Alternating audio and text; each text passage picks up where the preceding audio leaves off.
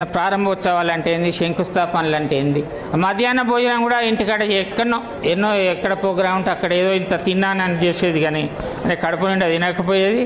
పొద్దున లేచిందంటే రాత్రి 1 గంట దానిక ప్రోగ్రాంలనే తిరిగేది. ఒకడొక్కడ పెళ్లిళ్ళ గిట్ట మరి రాత్రి 1 గంట అవుతుంది కదా, మరి ఇప్పుడు వాళ్ళు ఉంటారా అంటే కూడా వాళ్ళు కూడా పిల్లగాని వాళ్ళు పెళ్ళోళ్ళు కూడా 1 గంట కాదు తెల్లారినా మంచిదే, ఆయన వచ్చి అక్షింతలు వేసేదానిక మేము ఇన్లే కూర్చుంటాం, ఫంక్షన్ హాల్లోకి వెళ్ళిపో అని చెప్పిన సందర్భాలు ఉన్నాయి. మేము వెంబడి ఉండి చూసినాం కాబట్టి.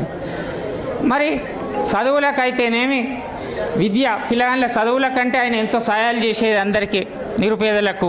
ఎవరైనా చనిపోయినంటే కూడా ఎంతోమందికి సాయం చేసిండు, ఇల్లు కట్టుకునేటందుకు కూడా ఎంతోమందికి సిమెంట్ ఇప్పించిండు. ఇక ముఖ్యంగా ఆరోగ్యం అంటేనైతే ఆరోగ్య సమస్యలు అంటే మాత్రం ఆయన ప్రత్యేకంగా ఎంతో శ్రద్ధ తీసుకునేదంటే తన ఆర్వీఎం హాస్పిటల్కు బస్సుల ద్వారా ఊరూరా బస్సులు పెట్టి ప్రజలందరినీ కూడా దవాఖానలలో పరీక్షలు చేయించిండు. మరి వేరే ప్రైవేట్ హాస్పిటల్కి పోయినా కూడా ప్రతి పేషెంట్ కూడా ఎంతో కొంత బిల్లు తక్కువ చేయించని తప్పకుండా తక్కువ చేయించేది. ఆయనతోటి సహాయం పొందని ఇల్లు లేదు, సహాయం పొందని ప్రజ లేదు.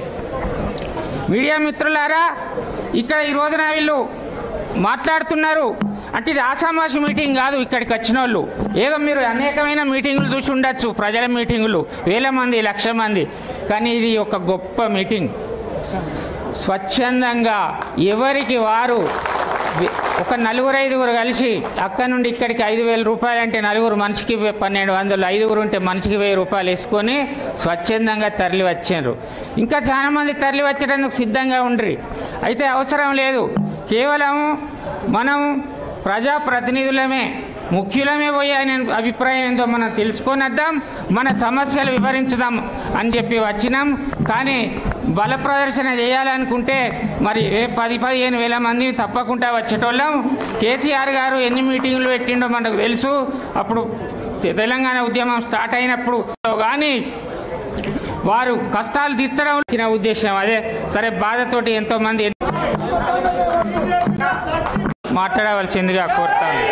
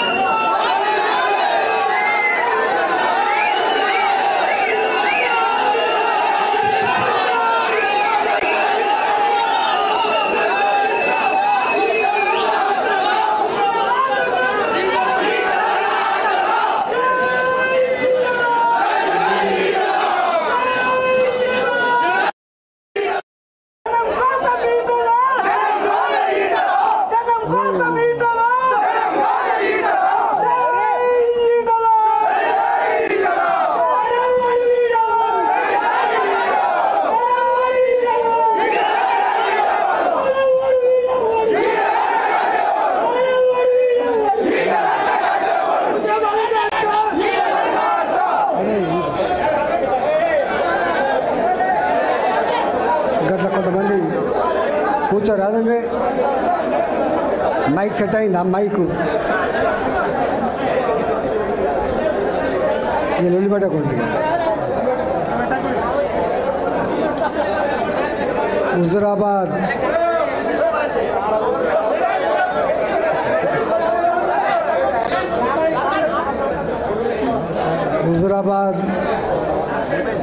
నియోజకవర్గం నుంచి అనేక సంవత్సరాలుగా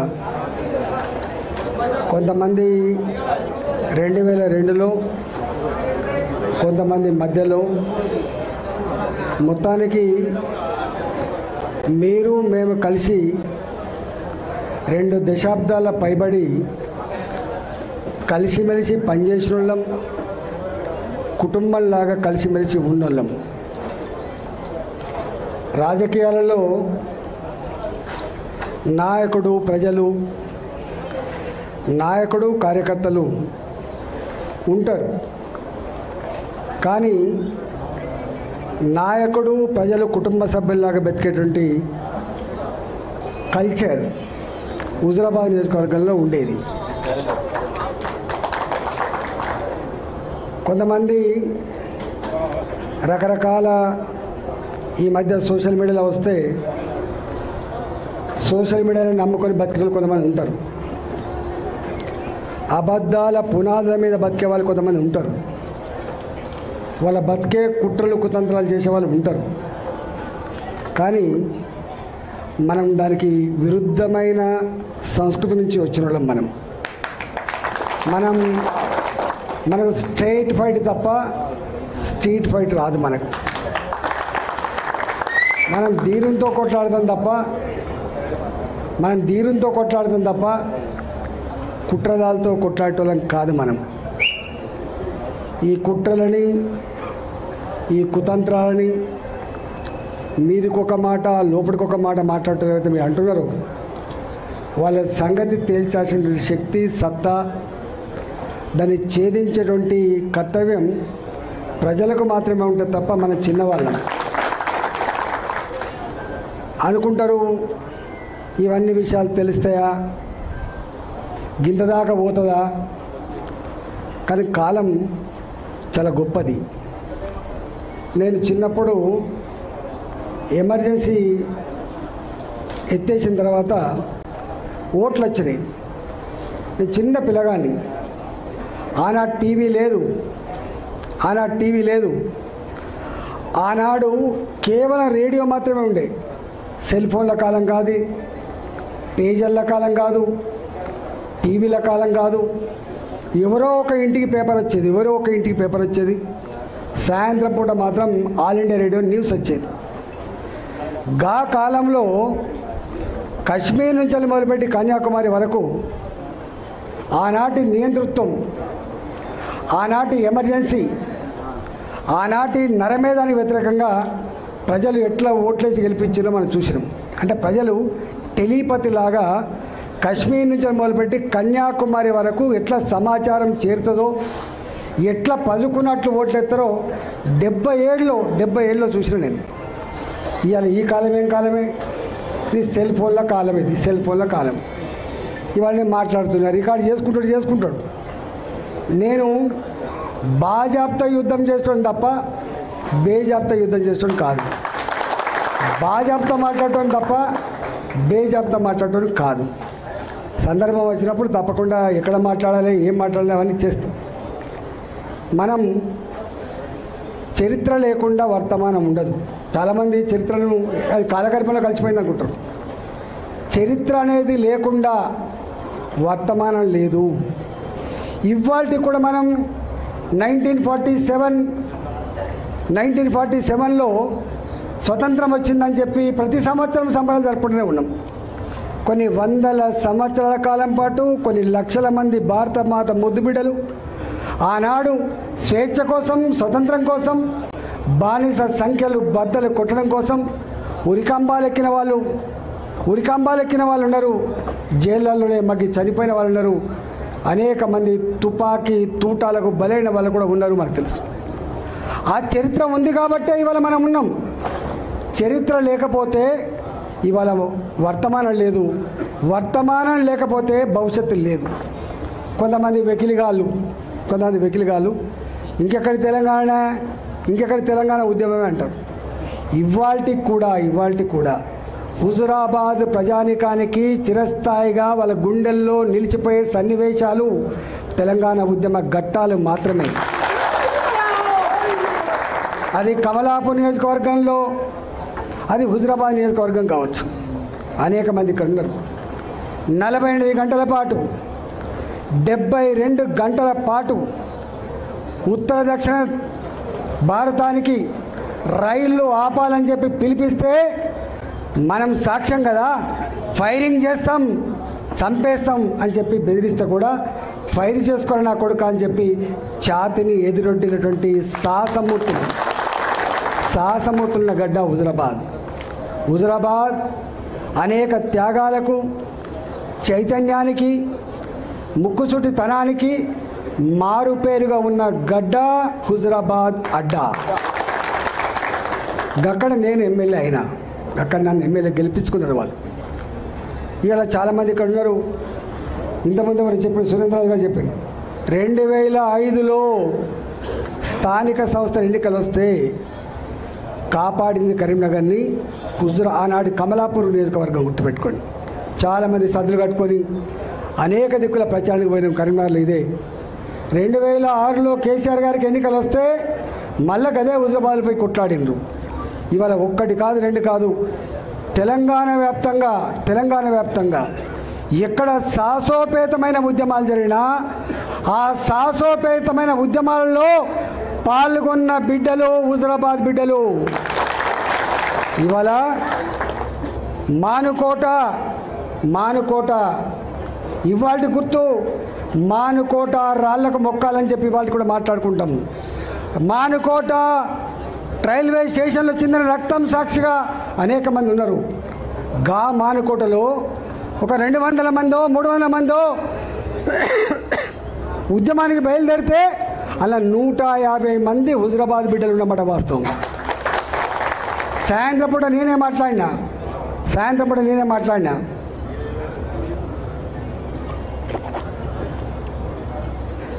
భార్య పిల్లలు గుర్తొచ్చితే వాళ్ళ ఇంటికి వెళ్ళిపోండి. భార్య పిల్లల కంటే కూడా తెలంగాణ ఉద్యమం ముఖ్యం అనుకుంటే ఇక్కడ ఉండిపోండి అని చెప్పిన నేను. 150 మంది పోతే 70-80 మంది మాత్రమే నాతో మిగిలిండ్రు. ఆ మిగిలిన దాంట్లో అనేక మంది ఉన్నారు. అందులో ఒక బిడ్డ ఇక్కడ శ్యామ్ మా జడ్పీటీసీ ఆయన ఆ రోజు తుపాకీ తూటాలు వెళ్తే ఒక రబ్బర్ బుల్లెట్ ఆయన తొడ తగిలింది. ఆయన గిలగిల కొట్టుకున్నప్పుడు అనేక మంది బిడ్డలు రక్తం మడుగులలో గిలగిల కొట్టుకుంటూ కూడా వాళ్ళన్న ఒకటే ఒక మాట, అన్న బతికించండి, బతికిస్తే మళ్ళీ తెలంగాణ కోసం కొట్లాడుతున్నటువంటి చరిత్రకి సాక్ష్యం నేను. అలా ఒక బిడ్డని తీసుకొచ్చి శ్యామ్ని తీసుకొచ్చి హాస్పిటల్ చేసి అంటే ఇవాళ గక్కడి నుంచి వచ్చిన మనం ఇంకా మన గురించి ఎక్కువ చెప్పుకోవాల్సి అక్కర్లేదు. మనంగా బయటికి రాలే. చాలామంది అనుకుంటారు మనంగా బయటికి రాలే. అనేక రకాల అవమానాలు ఉంటాయి. అవమానాలు బయటకు వచ్చేటి ఉంటాయి, అవమానాలు దిగుమింగుకునేటివి ఉంటాయి. దిగమింగుకుంటాం, తెలంగాణ ప్రజల కోసం దిగమింగుకుంటాం.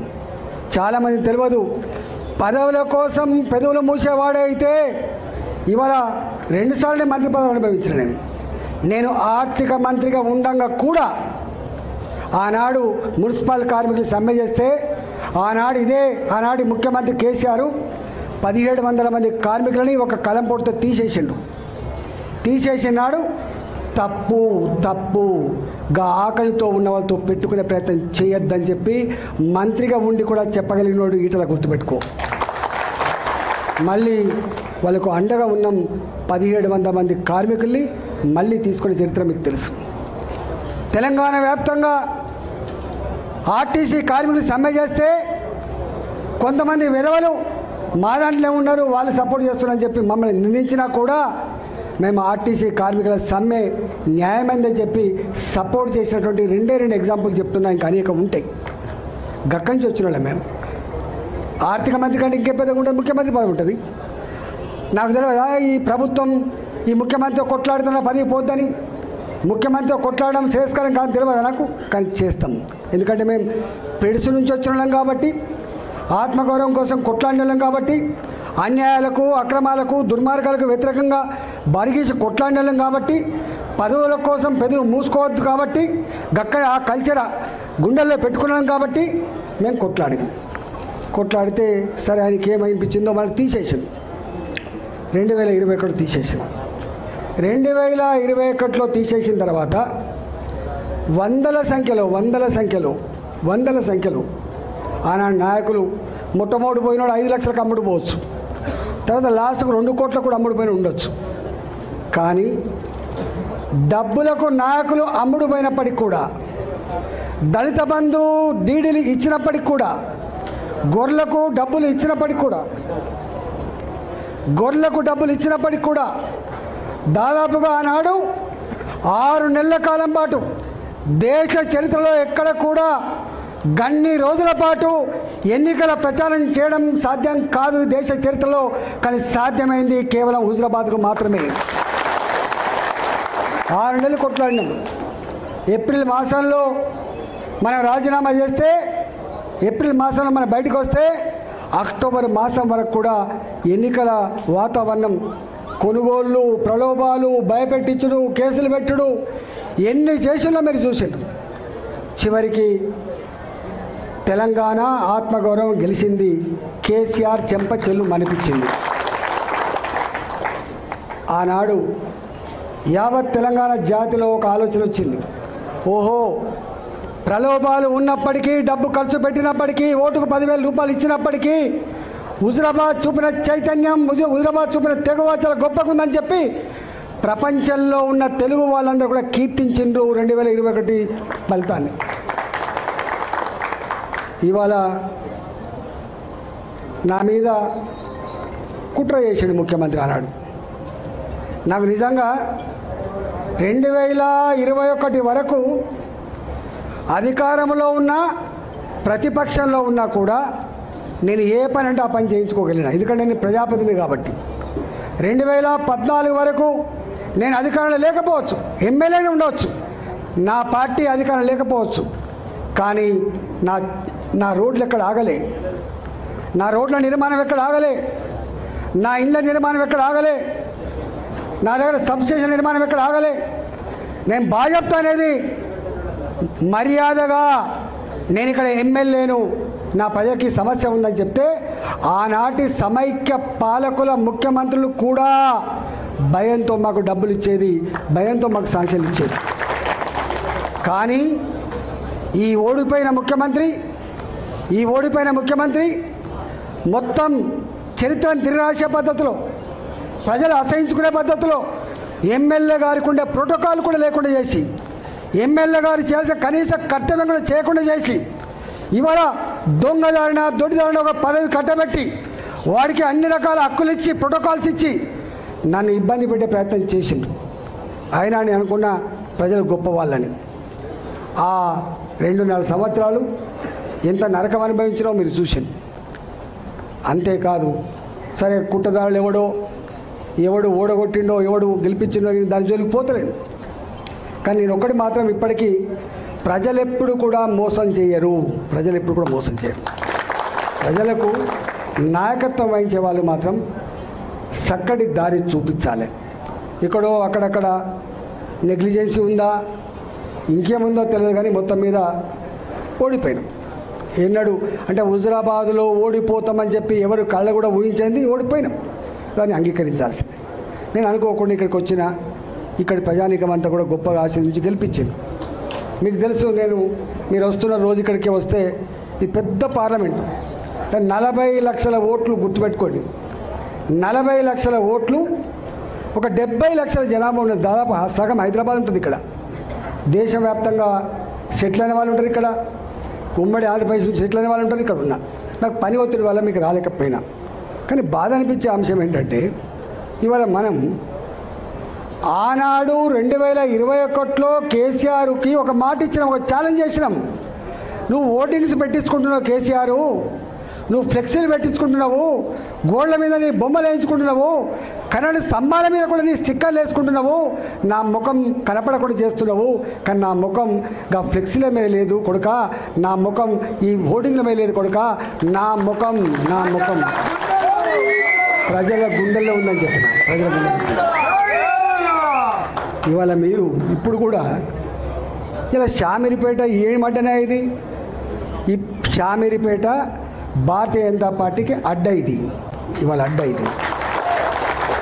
నేను భారతీయ జనతా పార్టీ ఎంపీని, నేను ఇక్కడ భారతీయ జనతా పార్టీ ఎంపీని. నేను దక్షిణ భారతదేశంలో మొట్టమొదటిసారిగా ప్రచారం జరిగితే నరేంద్ర మోడీ గారే స్వయంగా వచ్చి నా ఎలక్షన్ ప్రచారం చేసే విషయం మీకు తెలుసు. గా అడ్డ ఇది.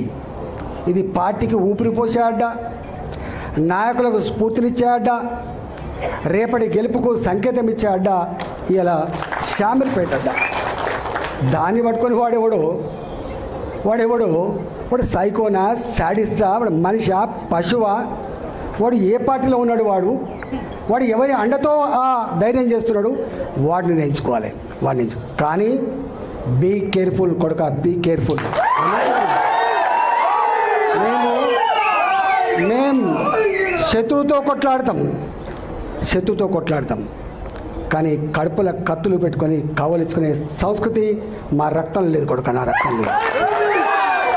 ఇవాళ మీరు ఎవడెవడు సోషల్ మీడియాలో పెడుతున్నారో, ఏమేమి రెచ్చగొడుతున్నారో, ఏమేమి చేస్తున్నారో మొత్తం పైకి పంపించే ప్రయత్నం చేస్తా. నేను అనుకుంటున్నా సంస్కారం ఉందని, సభ్యత ఉందని ఇట్లాంటి వాటిని అరికడతానని చెప్పి భావిస్తున్నా.